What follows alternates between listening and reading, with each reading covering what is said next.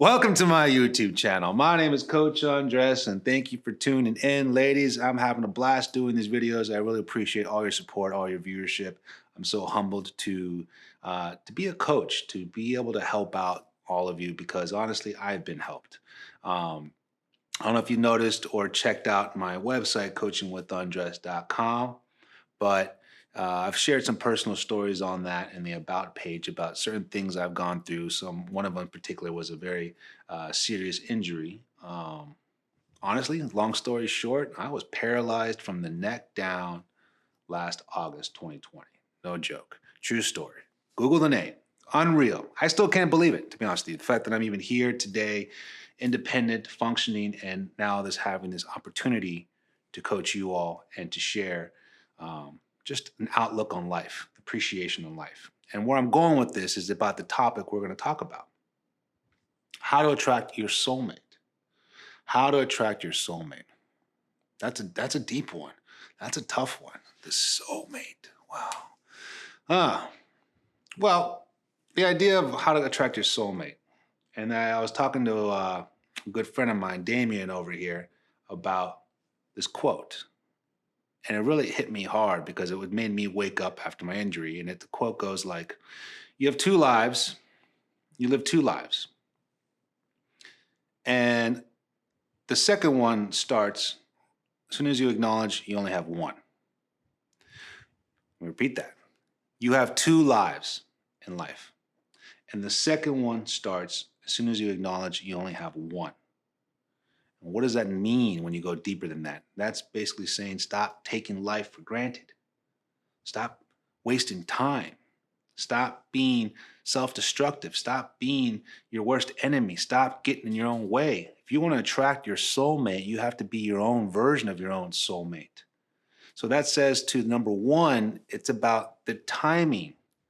Taking time to understand who you are, taking time to heal from what you've gone through. Everyone has a story, and I'm very open and honest and sensitive and respectful to everything you've all been through because honestly, I've been through hell. So I'm just so blessed for life. I'm blessed to use my hands again, to walk again, to eat again, to get dressed on my own again. There's so many little things I've taken for granted. That second life started the day I walked out of the hospital knowing I'm going to use this and I'm going to do something with this. I'm going to help people. I'm going to try to wake up a lot of anyone and everyone who needs that little shake in life because my life almost was taken away from me. I mean, the doctor said I was less than a centimeter away from being permanently paralyzed. That's just, that's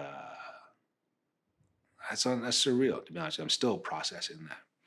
But one thing I learned the most about it was that, the timing I took for myself and what values I stood for, my morals and my standards became even more forefront of who I was. I stopped wasting my time and, with all due respect, I stopped bullshitting myself to be around things or people that don't mean anything to me. And I try to stay directly focused on what I want in my life. And when you do that, you eventually will attract someone who's doing the same thing. So when you take away all the clouds and clutter and doubts and insecurities and traumas, which is all there, respectfully saying, but you don't let it weigh you down. You don't let it identify who you are. You don't let it carry you and drag you around anymore. You appreciate life and you live that one life like you only have one. When you pursue that attitude in life with that mindset, you're only going to attract people more like that. Because anyone who's not like that, it's not worth your time. You're going to be able to detect that from a mile away. Negativity, pessimism, all that stuff. You're like, Before I wanted to understand that, I always say this to my clients, stop trying to rationalize irrational behavior if he's being irrational. Or stop trying to normalize abnormal behavior if he's acting abnormal. If it's not what you would do, if it's not how you would treat someone, then stop accepting it. Stand up for yourself. Know your timing is valuable. All right? So that's a huge number one. Got a little off subject, getting a little deep, but it's a very touchy one because I've gone through it and I want to share that with you all to make sure you give yourself the best chance of finding your soulmate. Number two. But before we go to number two, why don't you go ahead and hit the subscription. Nice big like if you happen to like this video, or dislike, I don't care. So the dislikes, I welcome it because it makes me want to become a better coach. I got to figure out some way to turn those dislikes into likes, which is all understandable. I'm okay with it. But number two, It's kind of like what I just said right now with the dislikes and likes. Be clear on what you want. Be clear on what you have. Be clear who you are. So, an example, as a metaphor, when someone hits a dislike on my video, I'm not insulted. I'm not offended. I take it towards constructive criticism because I know my ultimate goal is to get as many likes compared to dislikes. My ultimate goal is to try to connect with you all as much as I can. Talk about any topic, any situation. There's nothing that should not be spoken about. There is a lot of seriousness going on in the dating world. I get it. It's very vulnerable. It's very sensitive. It's very touchy. It's hard, coach. It's freaking hard. That's why we have to make sure we respect it, but doesn't mean we have to be dramatic. You know what I'm saying? I'm not going to live and die with each dislike. I'm going to get motivated by it. And I'm going to try to prove to you that I'm going to talk about more topics that might interest you. I'm going to talk about certain situations that you can relate to. This one, I think, is a very big one because everyone ultimately is looking for their soulmate. If you already have it, how do you keep it? That's another video I'm going to be doing soon. But being clear with what you want, be clear with who you are, be clear where you're going in life. And that way you stop trying to follow someone else's rules. You stop trying to follow someone else's pace. That's not how it's supposed to work. When you're focused on your path of life and your goal is bettering yourself in every way possible because you've taken the time to grow from who you are, who you was, then you're going to meet someone who wants to complement that. I always say to my clients, the man's love should complement who you are, not fulfill it. The man's love should complement your purpose and your joy of life, not fulfill it. That's the healthiest form of love. That means that's why it's called soulmates, because you've learned and expressed and grown your soul as big as possible. And there's still room to grow, but your soul is so out there, it's so expressed, it's so present of who you are.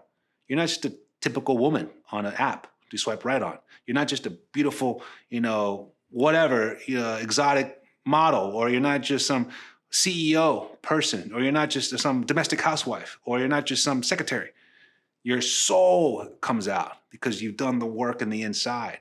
And then you find that mate who's done the same amount of work for himself, who just complements that. All right? Be clear with what you want, who you are, and what you want. Number 3 is a very interesting one because it's tough, it's common, and especially nowadays, which I know is very tough with what we're going through with COVID and the online dating and the lack of connection and distance, everyone, which is very unfortunate. And it sucks. So let's just be clear. It sucks. But number 3 is how to attract your soulmate. Let go of these theories or these ideas of upgrading. Let go of these ideas or these theories of there's always someone better or there's always someone perfect out there. And that's meaning towards, obviously, when something's always going well already and you see that there's more green flags than red flags, if he's worth it, try to work through those moments. If those are workable flags, or if those are fixable situations, try to put in the work by communicating who you are and what you want. Let's see how receptive he is. Before you hit that adversity or that obstacle or that test in life, usually most people are saying, I don't want to talk about that. I don't want to deal with that. He should already know this. I'm going to see what else is out there. I'm going to see what else. I'm going to keep on looking online, social media, Instagram. I'm going to check my DMs. I'm going to stay online on my dating apps, and see what else is out there. When you do that, you're basically going to open up a new situation, and he's going to have a different problem, a different insecurity, a different issue. So if someone's really worth it, because this soulmate search that we're looking for, it's not perfect mate search. So let's get over that. No one's perfect. I got plenty of imperfections, and I love them all. But when you find someone who's matching a lot of your energy, matching a lot of your intentions, you guys are seeing that character and consistency develop to something deep, and something comes to might fracture it, something that might come to test it. When something comes to possibly fracture it, something comes to possibly jeopardize it, regardless who's right or wrong with it, be open to try to fix it. Try to be constructive but not destructive with the situation. If he's worth it, try that. Don't just compare with someone else's out there. Try to always think this upgraded theory that, I'm going to find this person who does nothing wrong, because that doesn't exist. That doesn't exist. As soon as you're honest with yourself about what kind of soul person you are who's not perfect, the sooner you can accept for someone who he is. And that becomes a deep, intimate relationship between two mates. Mate? So, I don't know where that came from. But, it's again, I talk about this because it's a very interesting topic I had to go through in my life to learn more about who I was and stop wasting time doing things that didn't matter anymore. And luckily, when I did that, I attracted the person I want to be with. So, again, be open with who you are. Know the timing of what you got to do for yourself. Be aware of what you want, who you are, where you want to go with it. And stop comparing it to other people. Stop trying to always look for the easy way out or the upgrades. It's going to take work. But if the first two things match, the third thing's worth working out. All right? Thank you all very much for watching this video. I really appreciate all of your support. If you all have any questions, check out coachingwithundress.com. I would love to get a one-on-one coaching session. As well, I got a very new product, my first product on how to love a man. It's a very cool audio product that's about who you were, who you are, and where you're going. Thank you for watching. See you soon.